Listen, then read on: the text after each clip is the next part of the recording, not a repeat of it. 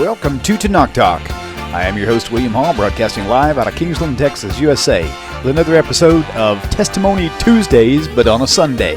Today, we have a great story from a good friend, Joe Buchanan, from Houston, Texas, how he left Christianity and is now part of the Jewish world in TORAH Judaism.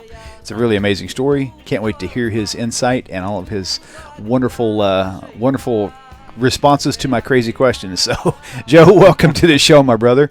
Hey, thanks for having me, brother. Appreciate it. Man, it is my pleasure for sure. My pleasure for sure. So I'll just give a little prequel, if you will, like a little dose of NyQuil, I guess you could say. So in the pictures behind the backdrop here, you'll see a couple other pictures of Joe. Part of the story today is going to be him telling us about the pictures behind us, actually. But we'll start this thing off because I want to get your story and many people like you who have their story that was deeply rooted in Christianity, and how you came out and the whole process. So, and really, that's going to be the beginning, and then we'll close off telling people about your music, because people ask me still from time to time. They say, you know what, I used to be Christian, and all I used to listen to is praise and worship music. But now that I'm no longer Christian, there's not really many options out there on music, and so this will be very handy for those people.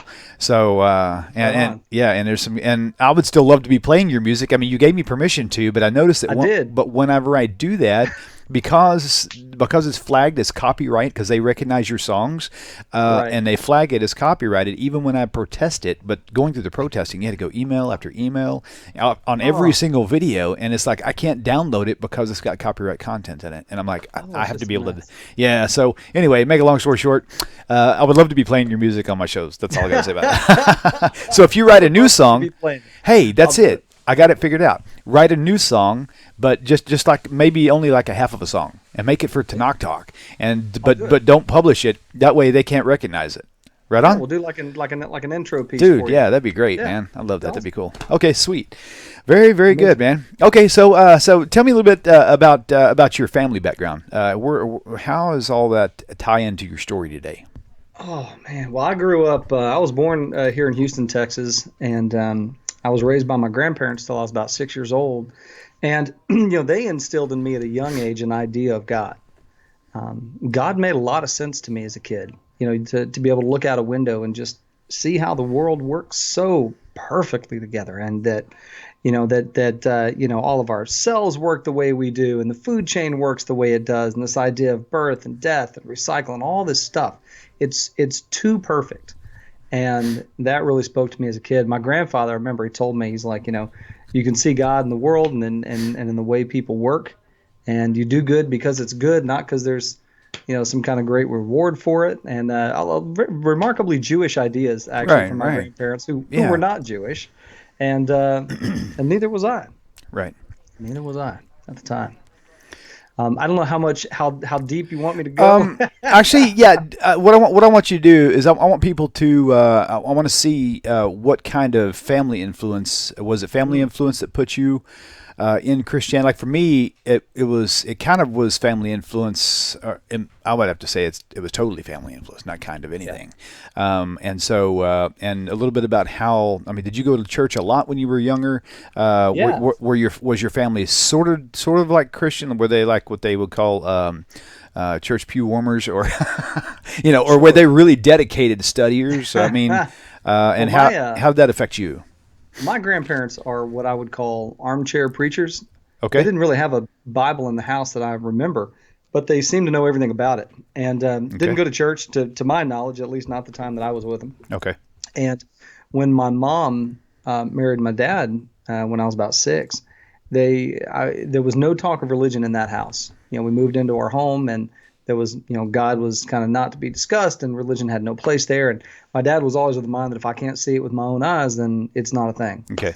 And, the difference is, of course, I had no problem seeing God. It was everywhere. But I would stay the night with my friends on Saturday, and at least where I grew up, and you're probably very familiar with this, if you stay the night on Saturday night, you best bring a change of clothes because you're going to church in the morning. And, absolutely. it turns out that Mass is not the time to raise your hand and ask a lot of questions. That's funny. But I'd Right, go to, right. I mean, I went to, it was funny. All my friends went to like different places. I had friends that would, I don't know why they didn't get together and just say, this is the church we're all going to go to.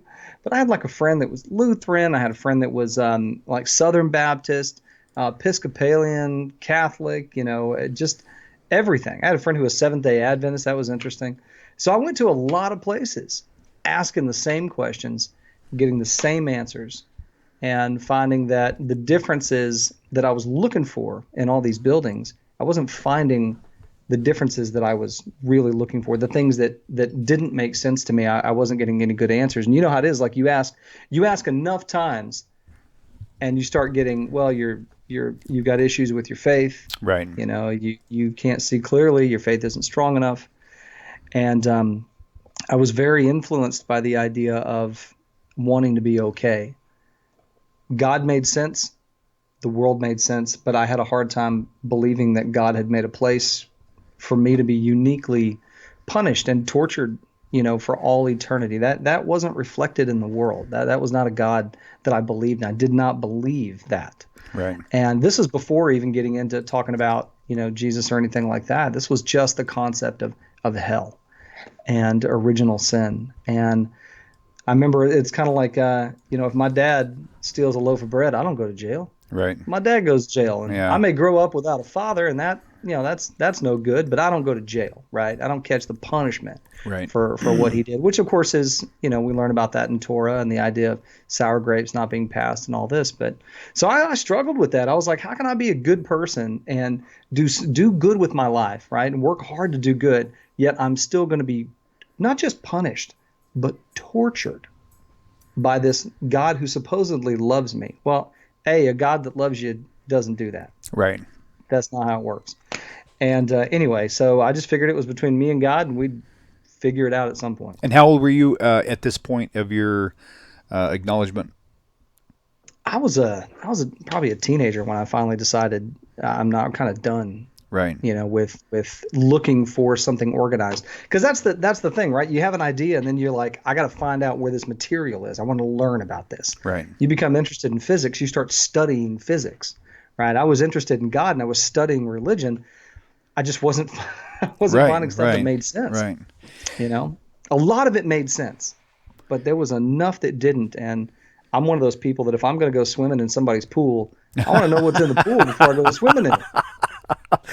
That's a great example. Oh my gosh! There's so many people out there. I mean, I can probably, if I had to guesstimate, and it would be a guesstimation. It's not no hard science behind it, but if I had to guesstimate just by a percentage, I would say of all the people who go to church like seriously and study the Bible, I would say probably at least 30% of them have already see these questions, maybe more than 30%, but they're either too afraid to ask or they think that they really don't matter.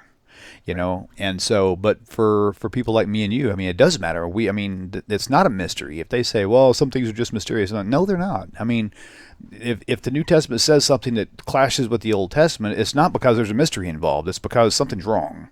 Right. And people are just afraid to ask. And it sounds like you weren't afraid to ask. We're afraid to raise your hand, And it's like, hallelujah, I see that hand. So, yeah, so I mean, and it helped you lead out. Now, so for me, it took me a long time. I mean, I literally, from the moment that I started having serious questions, it took me about 3 years. Now, maybe, probably 2.5 years to get out. Yeah. And so, but you're saying by the time you were a teenager, you had pretty much already made that decision. You're just kind of parked the New Testament aside. Yeah, and I was mad. Right. I was really mad. I wasn't mad at God because, again, God made sense, but people's interpretation of God was such a struggle. People can be complicated. I feel like God can be easy, but people can be complicated. Sure. And, I had a lot of confidence issues as a kid, and I think part of that tied into spirituality. But when you're told enough as a young person what's wrong with you, when you make mistakes, and then you're told, well, you have this innate flaw that you're going to be punished for at some point, after you pass, unless you take the blue pill, everything's going to be a pure nightmare. Right. So, but it's because you're uniquely damaged from birth and your soul is a broken thing.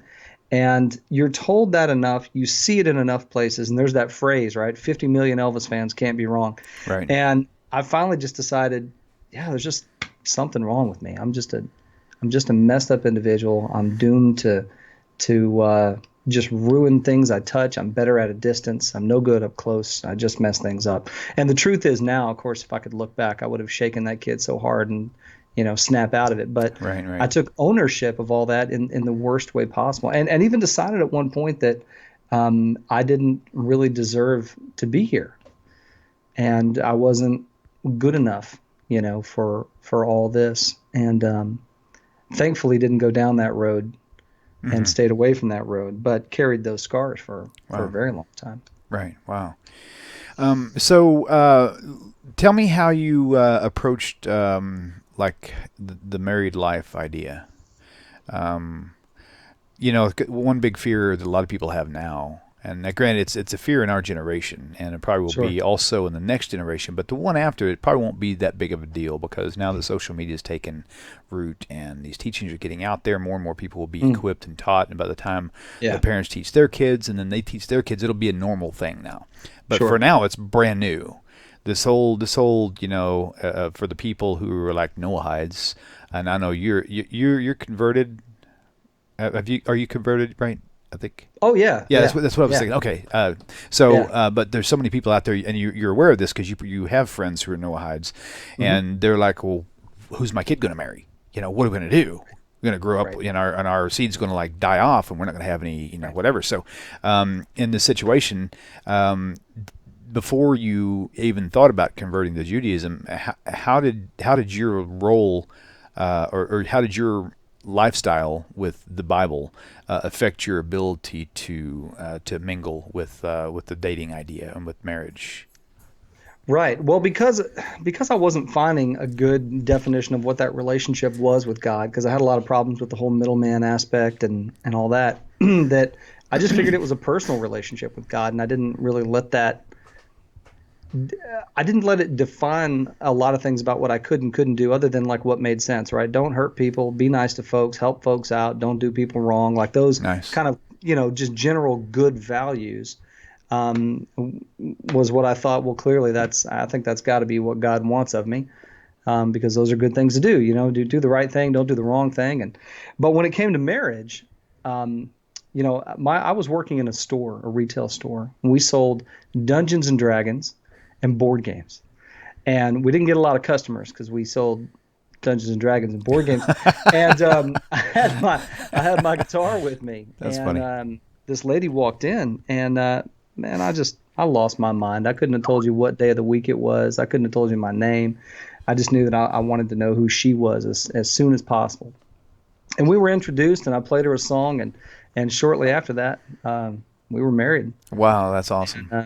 Our marriage, our wedding was we went down to the justice of the peace because we're like, we don't have any money, and families spread all over. So let's just go down to the courthouse and get hitched. And then, she told me 13 years into our marriage that she was Jewish. Whoa! Oh, wow!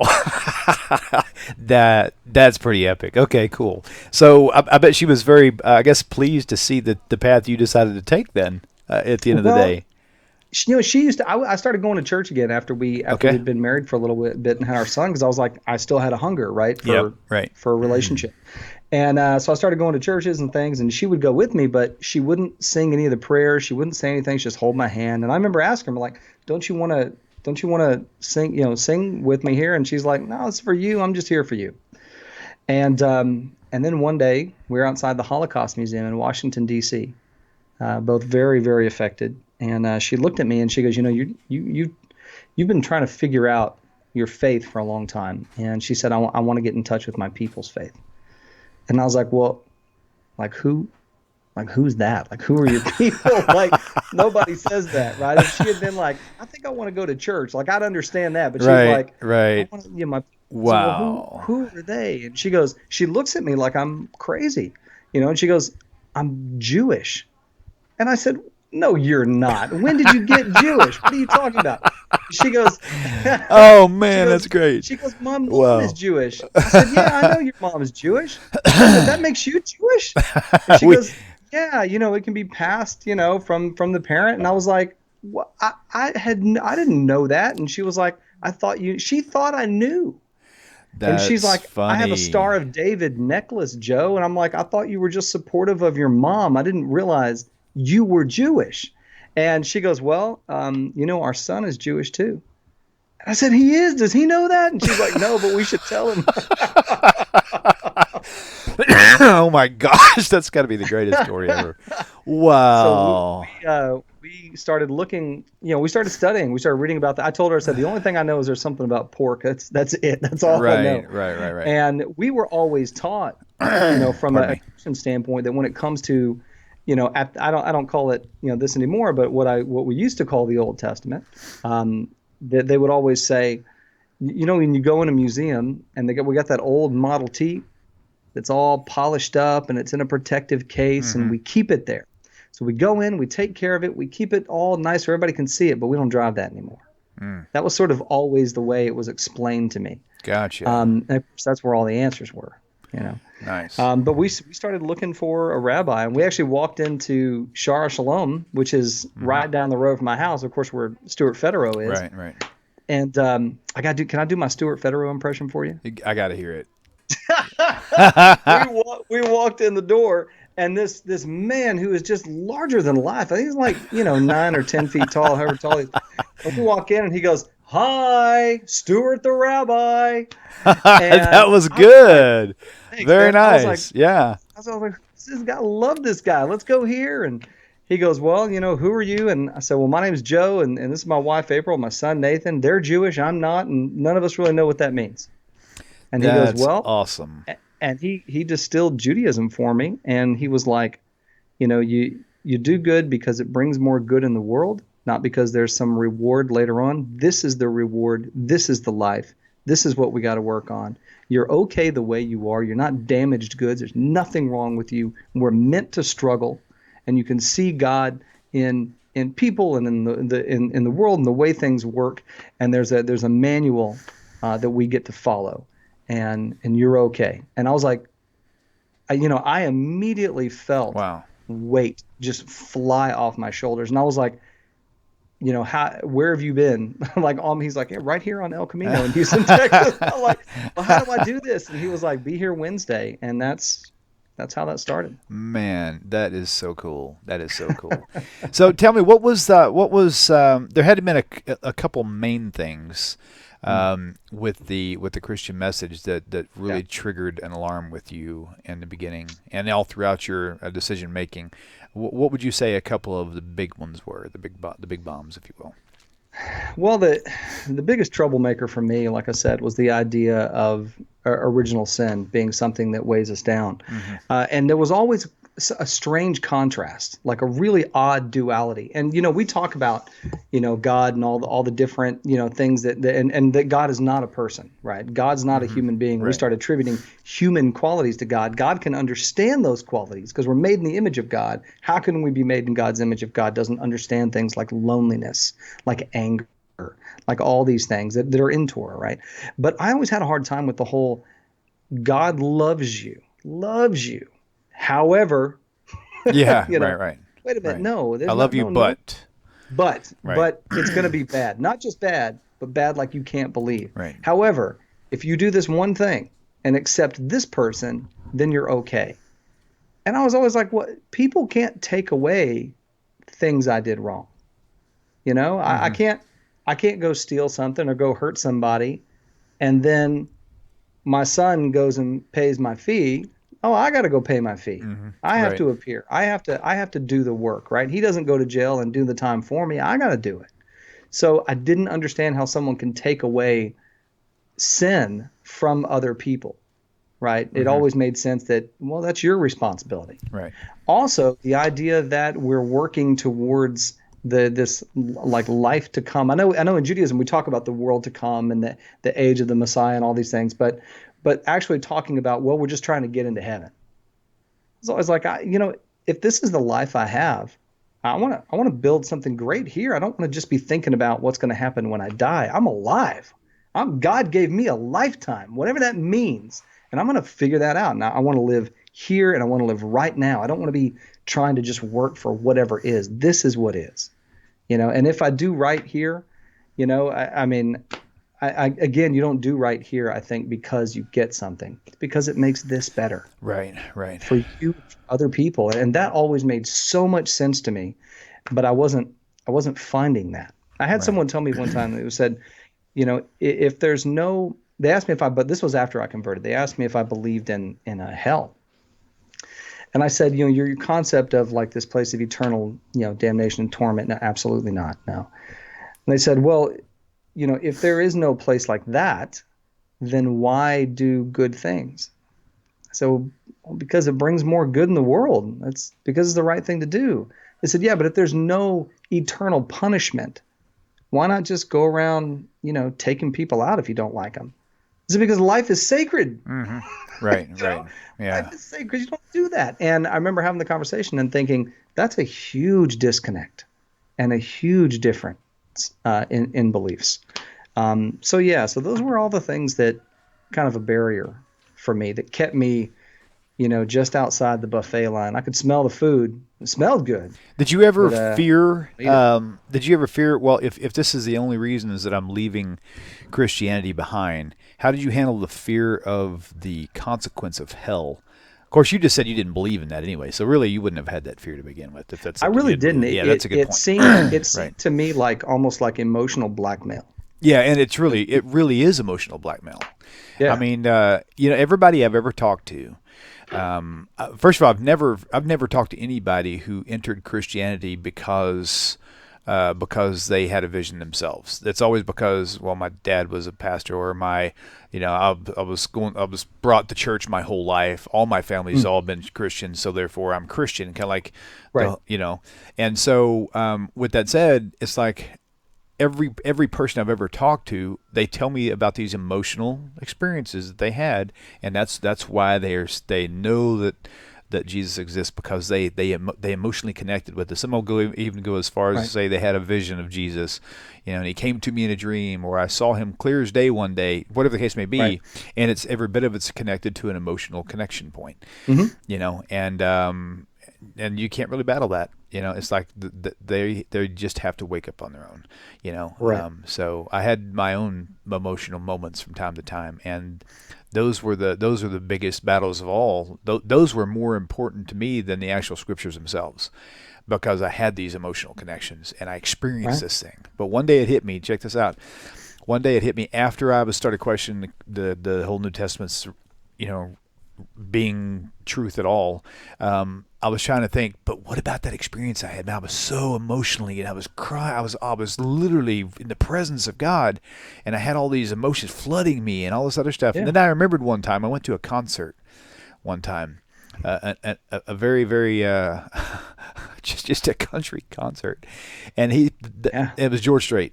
I'll shoot that out there. Oh man, that's a religious experience right there. Man, dude, I'm telling you, and some people may laugh, but I'm telling you, I was so ingrained with George Strait, because that was the main thing that drove me to want to sing and all this other stuff. And I've heard you sing too, man. You got a great set of pipes. Oh, thank you, man. They're a little rusty, but the pipes are there. I think I just need to work with them. And so when I went to this George Strait concert, he literally played like all of my favorites, and I was like, man, every time he did a song, memories would come flooding in, and these emotions, and I was like, whoa, where are all these emotions coming from? And I realized it was the same exact type of emotions I experienced at church. So I'm like, wait a minute. If it's that same type of a connection, I believe that was spiritual because I was told it was spiritual, you know. And but there's really no scriptural base for it. So at the end of the day, I just had to say, you know what? I think I've been sold a bill of lies. Oh yeah, with all the dopamine just firing off. Right. Firing off in your brain. Yeah, I it's interesting. Like my son, he's my little rabbi. He's 17. I shouldn't say little anymore. He's about to be 18 and he's just fixing to head off to college. Oh, wow. Congratulations. That's part. Oh, thanks. I appreciate that. Yeah. But, he talks about God quite a bit. And he asked me, and by the way, so we finished our conversion. We went through the whole process. They went through it with me, even though they didn't have to. They wanted to learn about it. That's nice. And he found out he was Jewish when he was 12. Wow. Which meant 13 was coming up. Nice. And by the time his bar mitzvah date rolled around, he was reading Torah. Now he's very active in like his USY youth group and nice. Does a lot with Israeli affairs and all this stuff. So we have a very Jewish home now. That's wonderful. That's wonderful. We toss the Christmas tree, the whole 9 yards. So. Right on. But he talks a lot about God, and he asked me one time. He said, "Dad, do you think everything is divinely planned?" And I said, "No, I don't. I think if everything is divinely planned, then it takes away our opportunity for free will. It takes away our opportunity to make choices. Right. And if everything is divinely planned, how could we ever do something wrong if it was planned? Yeah. And then somehow be held accountable for it. No, I said, I don't believe everything is planned. I think God knows what's up and what's going to go down. Right. But I don't think it's divinely planned." And he goes, "Do you think it's all like chaos?" No, I think the answer is somewhere in the middle. Yeah. And it's funny because he's like, "You're right." And he's like, God, he goes, "I think God creates all these opportunities in our lives, these moments that come into our lives. And then we get to decide what we do with them." Nice. Like it. I've had that kind of, you talk about that George Strait. We call it now we're going to call it the George Strait experience. Yeah, there you go. Right on. Many times. And, I've thought, what is this? What's going on? And also it made me feel kind of sad too, that those moments of great elation and just abundant joy, how often that's not the case. Mm-hmm. If it stands out so much when it happens, how often do I not feel like that? Right. Which is, more often than I would like, for sure. Right. Wow. Okay, let's take the last few minutes and let's talk about the guitars hanging on your back wall there. Oh, yeah, right. So, well, look, we talk about God opening doors. I started writing music again, which is something I used to do, but I didn't do it professionally or anything. But I started writing music to help me connect to prayer and to understand all the stuff I was going through with conversion and finding out all these truths about Torah and God and the relationship. So I started writing music to help me understand it. And it was a very therapeutic process. And my rabbi was like, why don't you get in front of people and start sharing this, because, it could do some good for them and we want some music in the congregation.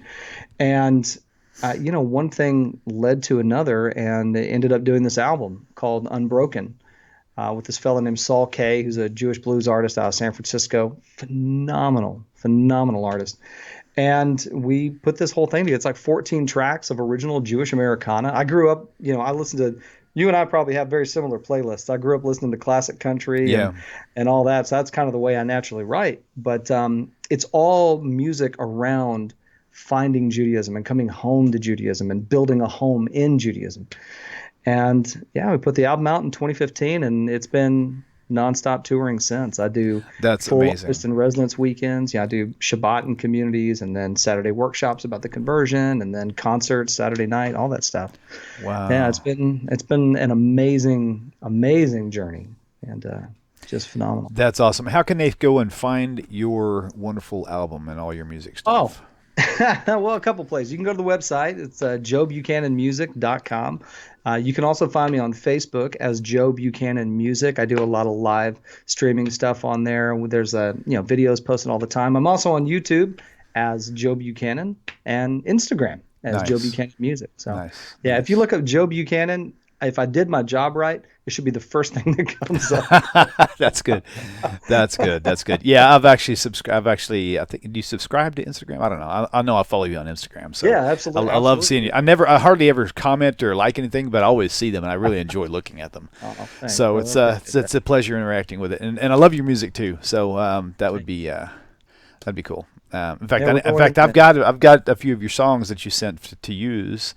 And so I've got those on a file, but I think I might need to get your whole album, actually. I may have to go online and pick up an album. I can't believe I haven't sent you one yet. Shame on you. Man, what's wrong with me? I'm gonna go to the post. I'll be at the post office tomorrow. Oh, that's awesome. That's awesome. Cool. I'll ship you some stuff out. I appreciate it. That's awesome, man. I appreciate that. Well, very good. And we've got we go back in the studio this May to record the second album. Oh, sweet. What's the name of the album going to be? Our tentative title is Room at the Table. Oh, sweet. Yeah, very, very cool. Like that. Like that a lot, man.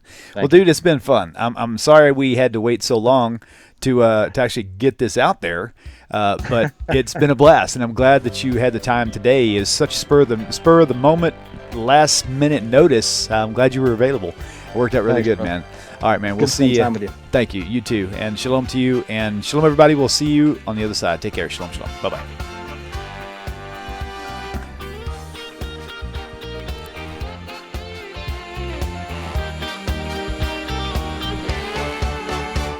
אני אתה אתם תמיד תמיד כולם ביחד חשוב מכל חשוב והכרחי להיות ביחד איפוק זו העוצמה ויתור זו הגדולה השאיפה והכמיהה אני אתה אתם תמיד תמיד כולם ביחד חשוב מכל חשוב והכרחי